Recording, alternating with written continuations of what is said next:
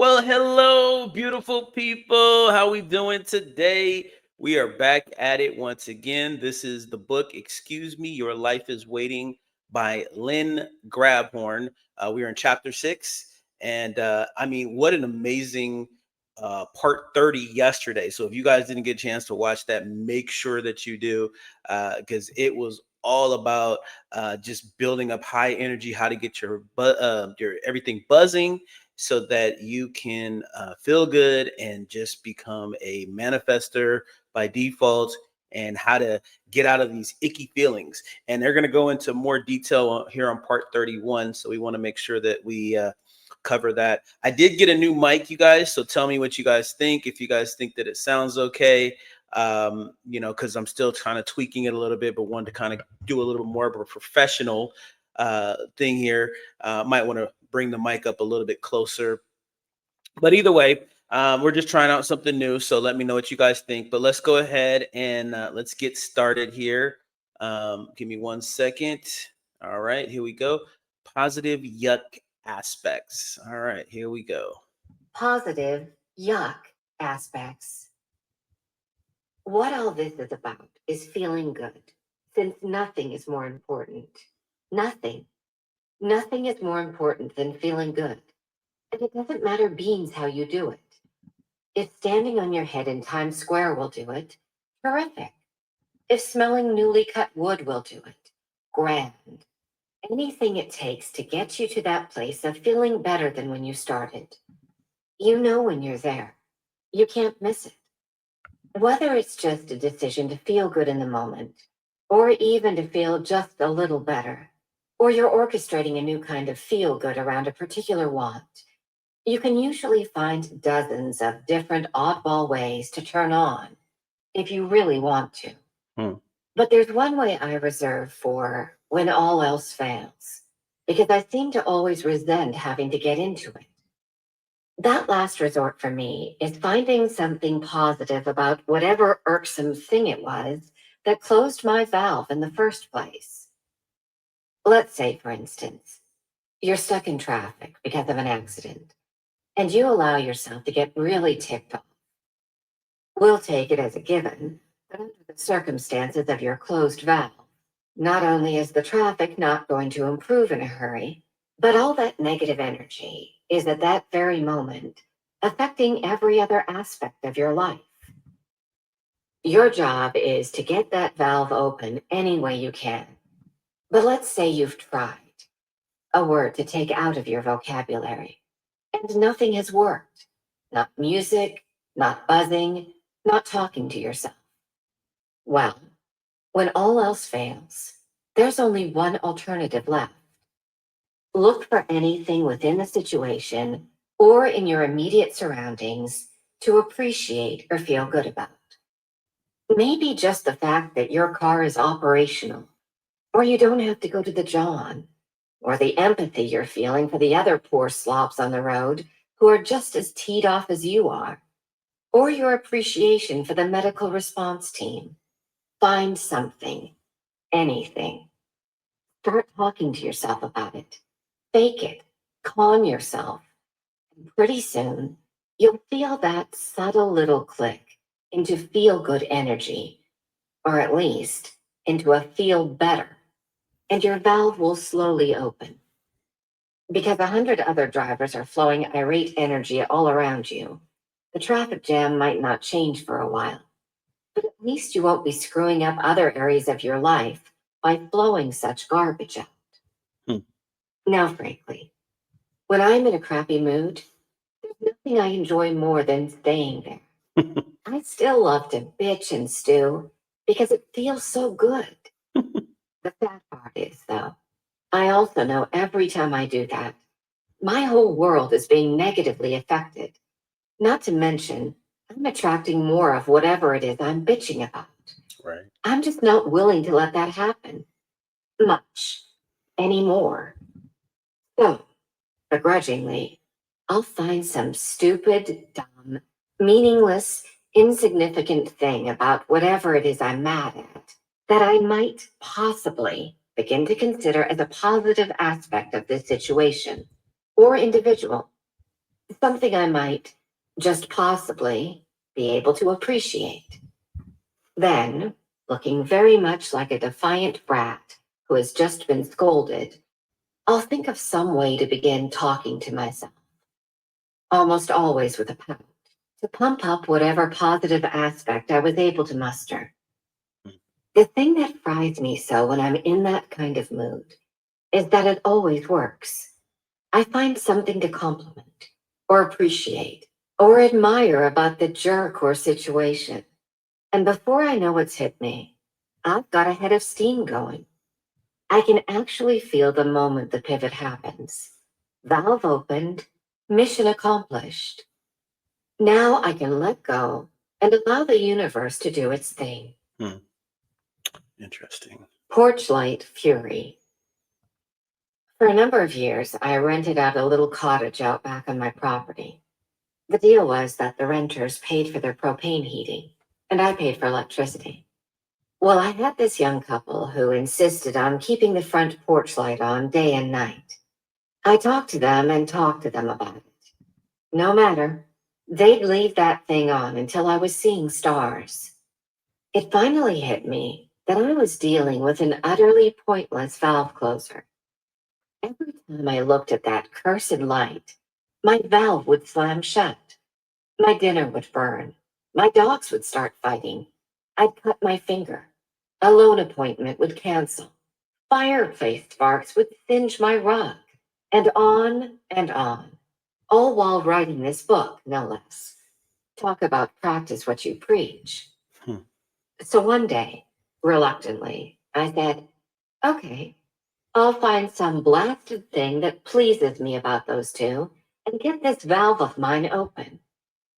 I couldn't, or more properly, I wouldn't. Mm-mm. And the light stayed on night after night while I fumed. By now, I knew this was serious and had to be spreading like a nasty virus.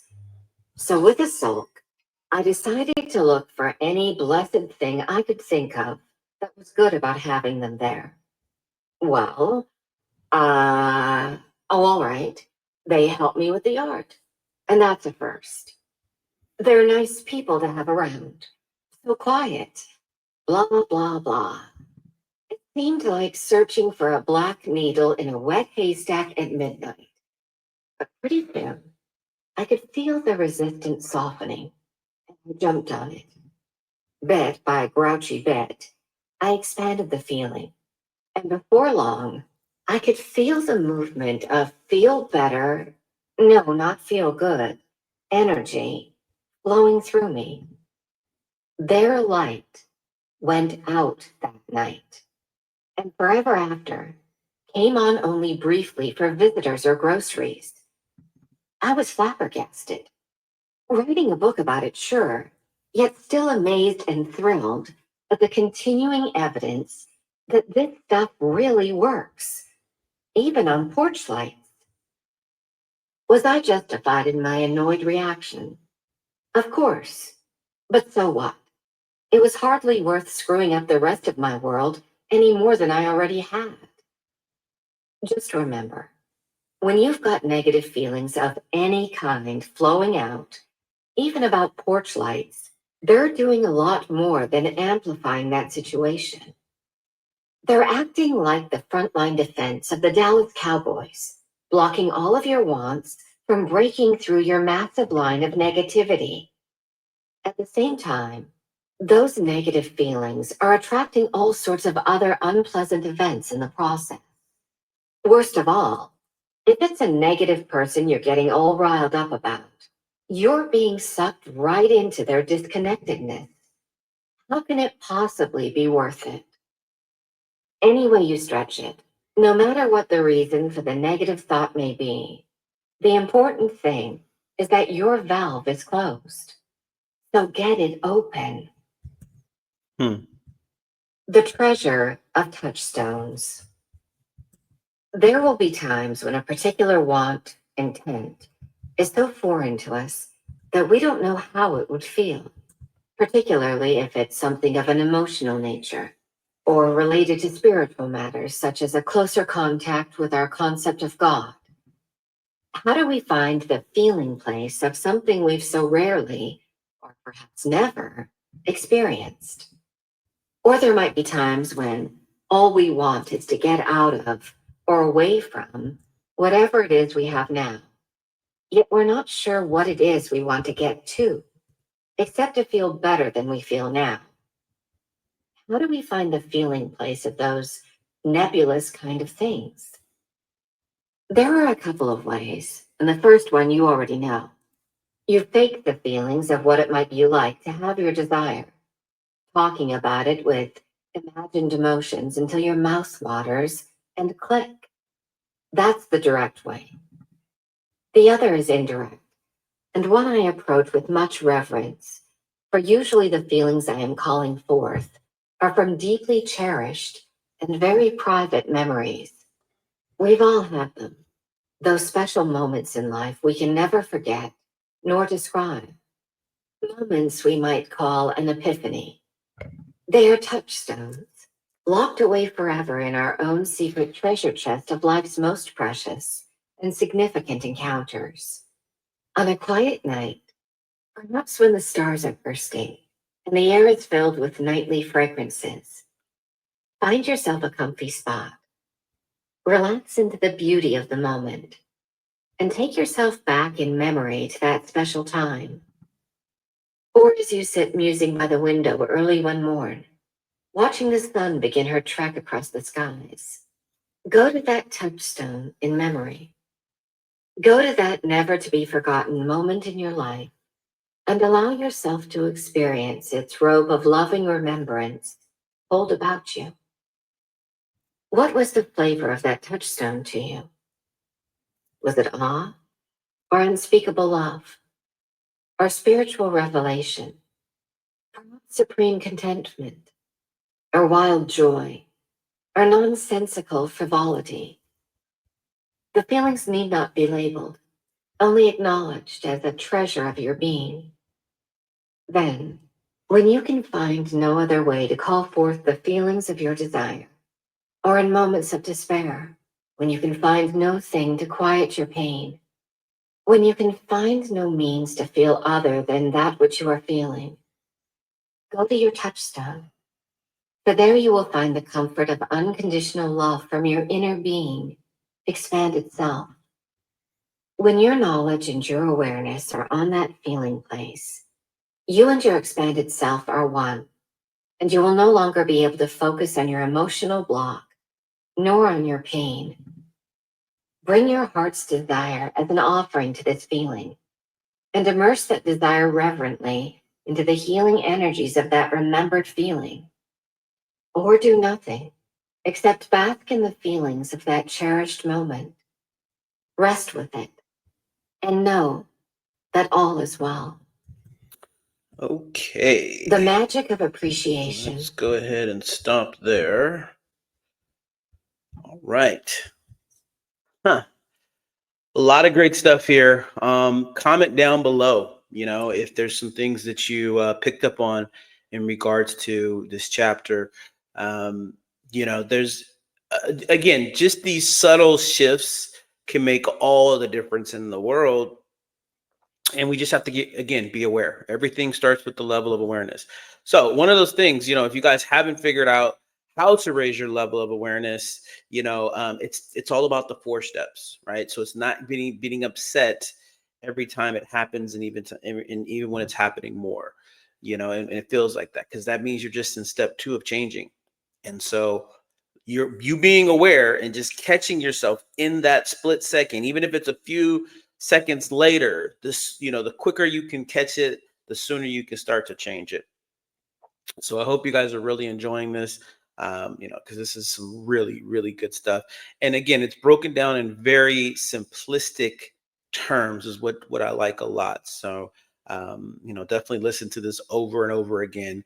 And if you guys haven't already, like and subscribe. Make sure you hit the notification bell so you don't miss any of these things. Let me know what you guys think of the new mic. Because I want to know how that sounds, and if there's anything that you guys want to flip out or switch out on, let me know. And until next time, you guys make it a great day. Take care.